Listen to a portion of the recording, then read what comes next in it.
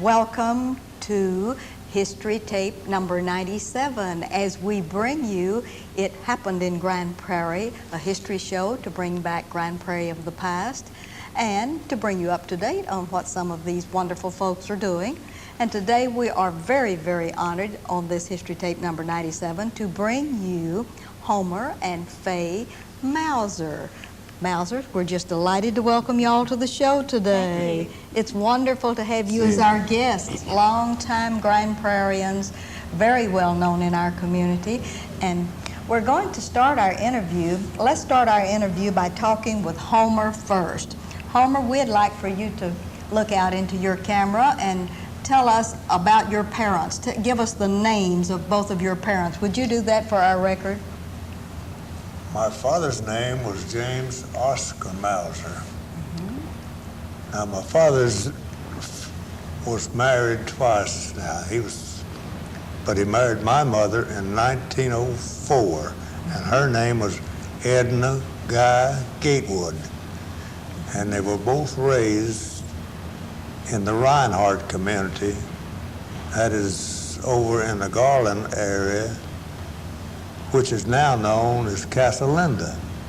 So there's no more Reinhardt in that area. In that area. I doubt whether there's any of the old settlers there or not. I used to carry my father back over there once in a while, and the last time I carried him, he saw so little that he knew he didn't want to go back. All right. Now, when your father lived in the Casa Linda area back in the past, what did he do for a living then? He was a farmer. He was a farmer. He was a farmer. And he moved from east of Dallas to what is now Florence Hill in the mid-90s. I don't know the exact year, but sometime in the mid-90s. All right. Because my older brother was born in '89. I had a sister born in 1900. All right, now your brother that was born in '89, would you give us his name for the record? That was Tom D. Mauser, Tom Daniel Mauser. Okay, and then your sister that was second? She was born in 1900. Hers was Goldie. I don't recall her. She had one. Probably didn't even have a middle name, did she? Goldie Mauser. All right. Now, when he moved to the Florence Hill area, is that where you were born, Homer? That's where I was born in the year of 1909. All right. So that, you know what birthday that is coming up. I know what birthday you have coming up. 1909 is a good year, wasn't it? And you were born in the Florence Hill area. Were you the third child? I was the third, but the All right. other brothers were older than me. All right. Did you have any brothers or sisters younger than you are? No. You were the baby? I was the last. Oh, dear, you were the spoiled young one, weren't you? No, I don't think so. All right, and your dad farmed out in the Florence Hill area? He farmed in the Florence Hill area. Would you tell us about where his farm is located compared to what we know Grand Prairie today? His farm was located, and it's still being farmed, on the west side of what is now Trailwood.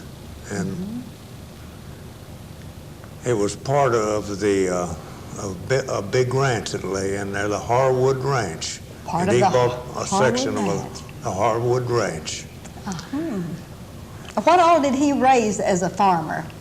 How's that? What did he raise as a farmer? Oh, he was just straight farmer, cotton, wheat, and oats, and corn. All right. A few cattle.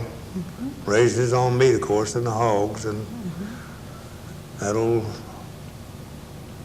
hog meat finally killed him at 86. Lived to be ripe old age of 86. All right, now tell me about your life on the farm as a young man. When you were born out there in 1909, you had a farm. Did you have any chores to do? What all did you do on the farm? Oh, yes. Being the youngest one, it fell my lot to be my mother's helper more than likely, more than anything else. The other boys, they was lucky enough they'd go to the field and work and ride a plow or something. I had to stay at home. And of course, in those days, we picked and chopped the corn, cotton. Yes. And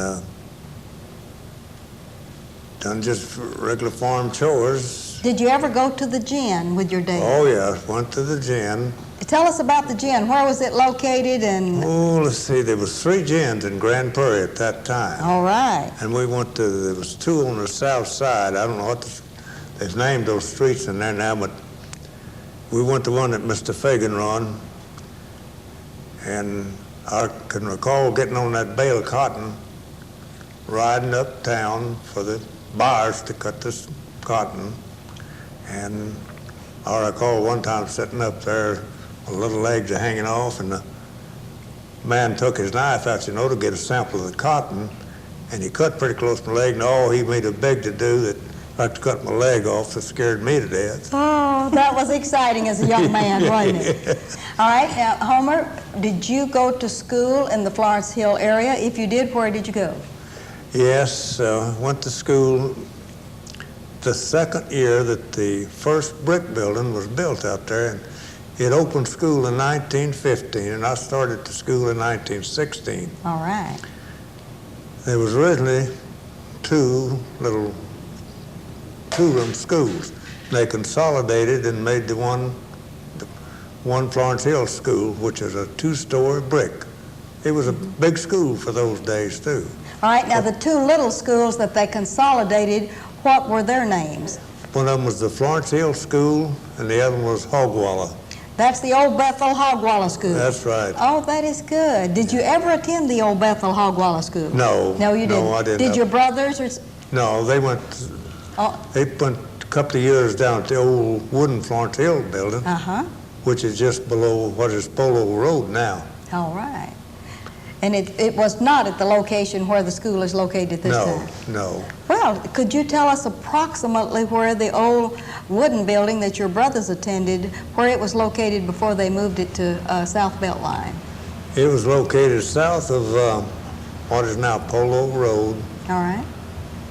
Approximately a quarter of a mile. A quarter of a mile from Polo Road, and that would be north or south of I-20? Well, that would be a couple of miles south of I-20. But not as far as Florence Hill? It was on beyond, see, where the Florence Hill School is now. Oh, yeah. Oh, that's great. I'm glad you clarified that. So it was farther down Beltline toward Polo Road. Yeah, see, when they consolidated the 2 schools, they tried to get near the halfway distance between the 2 schools. Was it near the Rosier Farm by any chance? Rosier Farm? Yes, it was a quarter of a mile south of the Rosier Farm. Good. Still on Beltline. Still on Beltline. Now that pinpoints it very nicely for us. Thank you for that clue. We had not had that clue before. That is great. And then you went on to Florence Hill to school. Did you ever go into Grand Prairie to school? Yes, I went to Grand Prairie School. Florence Hill only went to the 10th grade. All right. I finished my last year at Grand Prairie. What was the magic year you finished at Grand Prairie? Well, it was 6.5 miles, and I made it in a buggy. How and wonderful. If you don't know which way was north, just start school of a morning. I just tie the lines up, get out behind the buggy and run. The little old horse knew the way well as I did, so I'd run in behind the buggy to stay warm. Oh, that is great. And rode 6.5 miles to Grand Prairie to school. Yes. And then I would tie the little old horse up down what used to be the old Interurban building in behind there. The little horse had to stand there all day till I'd come from school, come home. In other words, you wouldn't take the horse across the tracks over to the Grand Prairie High School. It stayed at the old Interurban building. And that was a cold walk from that part of town to where Grand Prairie High School was at that time. What year did you graduate from Grand Prairie High School? 27. 1927. I've got to have that in the record. That is very exciting. Yeah. Do you remember any of your teachers or the principal or any of the superintendent? I remember the principal very well. Oh, good. Who was the principal? Mr. Hudspeth. Mr. Hudspeth. Oh, well, good. I expect you've heard of Mr. Hudspeth. Yes, I've heard. Did you play football or baseball? I was a little bit on the small side for football. John Stanley and those boys are a little bit rough for me anyway. Yeah. Oh, that's good. We're going to let you rest for a minute. Now we're going to get to Faye. Okay. Faye, we want you to look out and give us the genealogy of your family about your parents. Would you do that for us? Their full names. Okay, my father was Stonewall Jackson Goldman, All right. and everybody called him Jack. And my mother was Archie Etta Eddins Goldman, and she and my daddy married on July the 13th, 1913, out at Florence Hill. At Florence Hill. They both came from the Florence Hill area then? Yes. Where did their parents live? In this area, or did they come from another state or from another county in Texas? Do you know that? Well, my grandfather Goldman came to the Florence Hill community, and He first said a New Hope. well, he really, came from Georgia. His parents came from Georgia in the early, about 1st of January, 1882, and my father was born 3 months later over near Reinhardt, Texas. Reinhardt, Texas, and that's in what county? In Dallas. In Dallas County. Eastern Dallas County. Like over Casa Linda way? Uh-huh. Oh, I see. right. All right. Let me add one thing there, Ruthie. All right. It's an odd thing, but when my father moved over here, he was already established farming in Reinhardt area. Yes. He had his cattle and everything, and he got Faye's dad to help him drive his cattle from Reinhardt over to Florence Hill, and they come right down Commerce Street with him. A cattle drive down Commerce Street. Oh, that is wonderful. Oh, I wish we had pictures of all of that good Oh, stuff. yeah. Wouldn't that be wonderful? Oh, it'd be great. I'd love to have it. Oh, yes. All right, now finish telling us your genealogy, Faye. Now be quiet. That's all right. You don't be quiet. You, buddy, and anytime you have something good to add to our history. Now we're down to the Goldmans coming this way. Okay, talking about my dad being born in March of 1882, his daddy had just come from the Civil War, and his commanding general was Stonewall Jackson, General Stonewall Jackson, and he came home from the war, of course, and my father was born, and he named him Stonewall Jackson Goldman, so that's where he gets the name.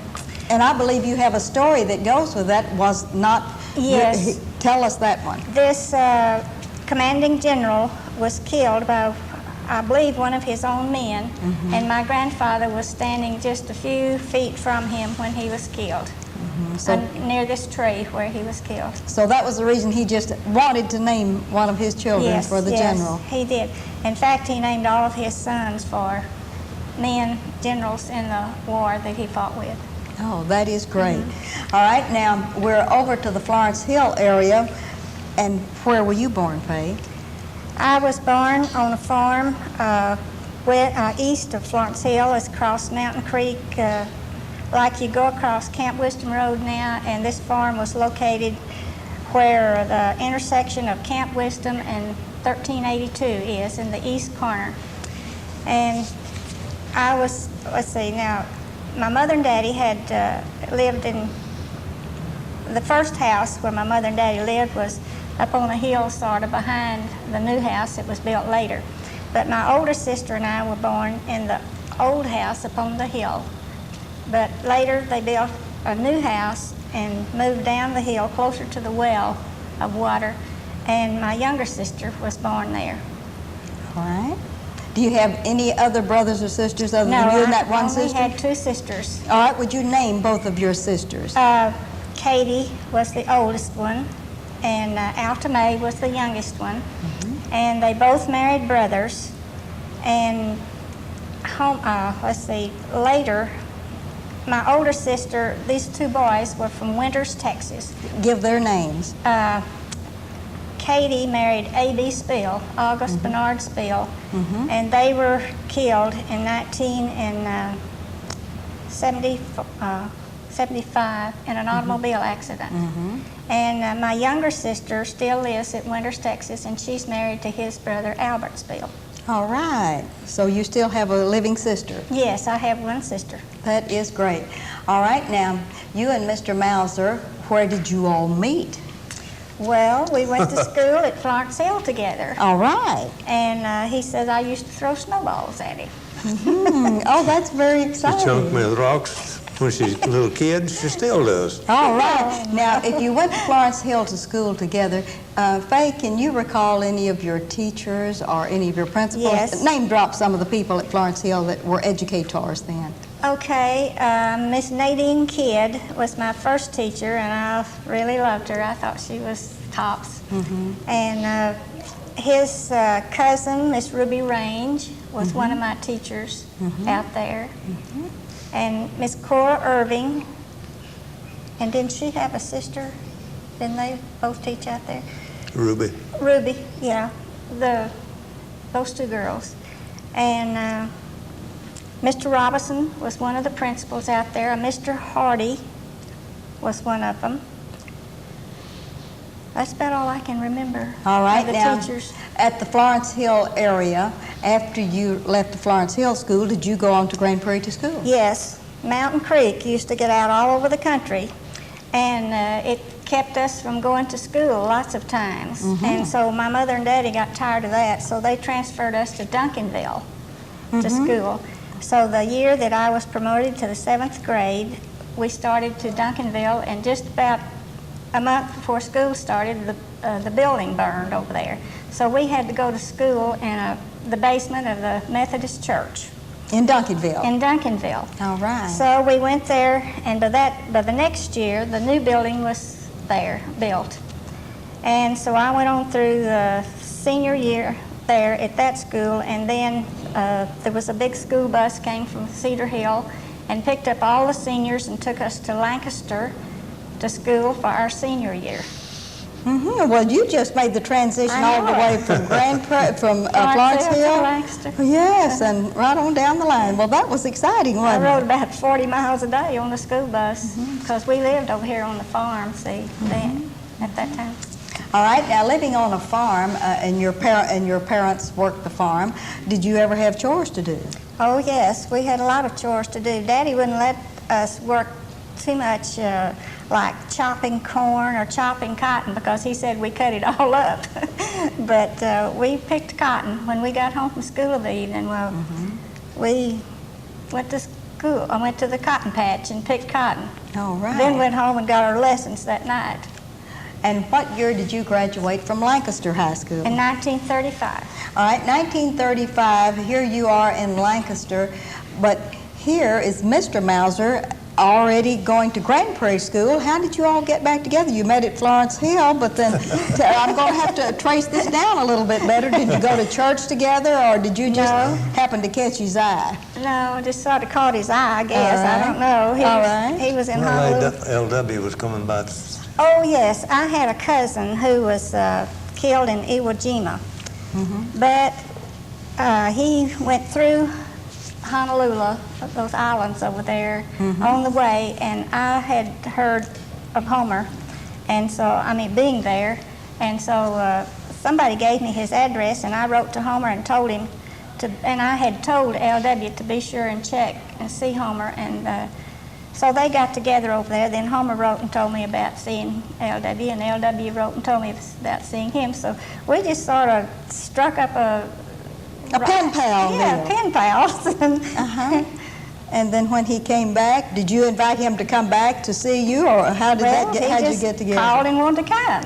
I see. So he came. That pen pal relationship really did blossom into something more meaningful, didn't it? At the time he came home, I was living in Dallas and working in the mail order at Sears as a timekeeper. All right. And so he had to come to Dallas to see me.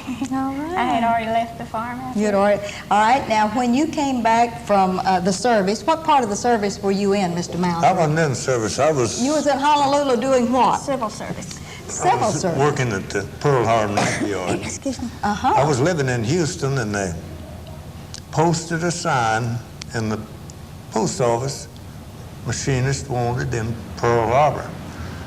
Well, being single, they wasn't taking any married people, so I guess there's about 40 of us went down and took the civil service exam. But you know, when I went aboard ship, who I saw? I didn't see anybody, but old Mauser was by himself. Oh, I see. And how long were you in the Pearl Harbor area and worked civil service for your country? Well, after the 7th, they couldn't get out. Couldn't get out. So I was over there almost 6 years. Almost 6 years. All right, and then when you came back, and you came back to Grand Prairie, what were you going to do? Look for a job. Look was for the a first job. thing. All right, what did you do when you first came back then? Well, a friend that I had gone to school with over in Arlington heard of us home, and he come out and see me and wanted me to go to work for a geophysics company out close to Love Field. All right. I went out and tried that, and I didn't like it. I had a friend in a machine shop in Houston, so I went back to Houston. And then I didn't pan out too good, and I come back, went to work for the Southern Industrial Steel over in Arlington. Stayed with them until I retired. Till you retired. And how many years, what year did you retire from the steel company? About 72, I guess. 1972. All right. Faye, during all of these times when he was working at these different places, what year did you all decide to get married? 1948. 1948 you married, and did you follow him on all of these sojourns to Houston and around? No, he had already made those trips. All right. And he was back here to live at the time we married. All right. And when we married, well, he had bought a house in Grand Prairie for us to live in, so we lived on Small Street in Grand Prairie until we built our home out where we live now in South Belleville. During the time when he was in Honolulu and after you got out of school and were working as a timekeeper at Sears, what did you do after that? Did you stay with Sears more than that? Well, after we married, I stayed at Sears 5 years. I had planned to quit. I told him I'd quit when we got married, but you know how it is, turn loose for a good job. Yes. So I just stayed with Sears for 5 years, and then I quit and stayed home. I've been home ever since. Been a homemaker. Homemaker She ever wanted to be since. sure I was going to make her a living. That's right. She really was.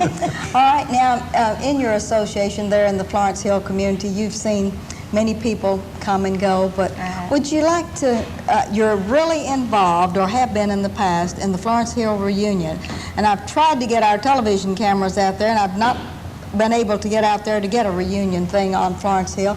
Tell us some of the leading citizens in Florence Hill, some of the old-timers that made that thing come together and that were very important to the past. Would you do that, Mr. Mauser? You mean got the reunion started? Yes, some of those that worked in the reunion and some that were important families out there. Well, the one that really got the reunion started was the Florence Hill PTA. That was in for the centennial year. That was their Centennial. project. 76. And but they only had it 1 year, and they decided to make it an annual affair. And it seemed like it fell to Faye and I's job and one or two more to keep the project going. But there's not too many people left out there to attend the reunion anymore, so it's. I noted that the Grand Prairie schools are doing something to the old Florence Hill School. What's happening out there, Faye? Well, I understand that they're going to build a new building behind the present building, and then when they get the new building opened up for school, they'll tear down the old one. And the new one will set farther back than the old one. All right. Do you think they're going to save some of the facade there of the historical? I know that some of that was redone during the WPA. You have some wonderful history stones there, and are y'all pulling together to see that the school system saves all of that good stuff? It's my understanding that they're going to use those cornerstones in this new building. Oh, wonderful. Now, I've heard that, and I hope they do. Oh, I hope that's they true. I do too. All right. You have a picture, Mr. Mauser, here that I want you to hold up over there, and I want you to hold it real still, about where your microphone's located there by your tie.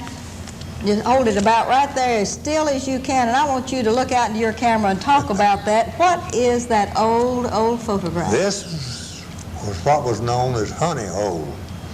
And Honey Hole was located on what we know now as Kirby Branch, and it would be just a little bit south and west of the present South Grand Prairie High School. It was just a deep hole with an old tree falling off in it. I'd say it was maybe 40 feet in diameter, but it was about 10 or 15 feet deep. And it was nothing on a Saturday or Sunday to go there, see 15 or 20 boys all in their birthday suits and they're swimming. In And Honey there was Hole. no charges for going either. In other words, that was the long time ago natatorium for Grand Grand Prairie. Prairie, yeah. Yes, Honey Hole was the natatorium of the 1930s, right? That's the first Honey Hole one. was to South Grand Prairie what Robinson's gravel pits were to North Grand Prairie I was. see, I see. Well, that's the first photograph we've seen of that, and we know that you're going to add that to the archives, I believe you've told us. Yeah. And that'll be a very exciting thing to have a picture of old Honey Hole where many Grand Prairians in the past decided to spend a wonderful Sunday afternoon, right? Yes.